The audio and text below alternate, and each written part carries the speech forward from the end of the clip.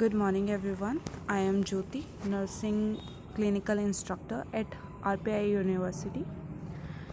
आज का हमारा टॉपिक एंटी ट्यूबरकल ड्रग्स रहेगा. वैसे तो आपको पता होगा, फिर भी but still we gonna discuss it today. Anti tubercle drug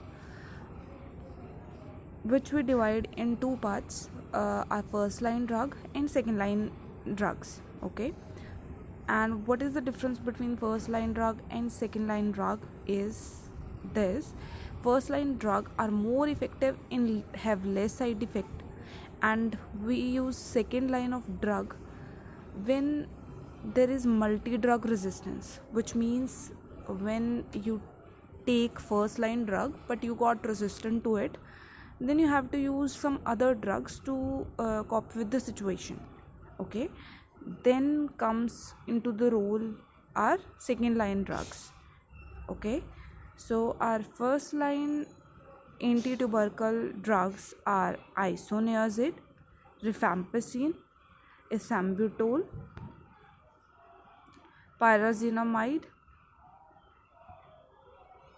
Okay, and how we gonna remember it? We remember it through a simple little small mnemonic, which is ripes or ripe.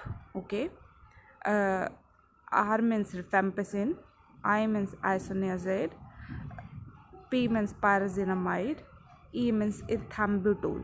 Okay, and our second line drug, which I have told you earlier, we use when a patient become multi-drug resistance. Okay, so these drugs, example of these drugs are cycloserine, streptomycin, rifabutin, ethionamide, prothionamide, capromycin.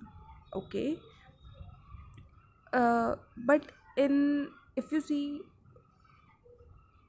uh, what we call but first line anti-tubercle drug, we also add streptomycin to it to get better effectivity.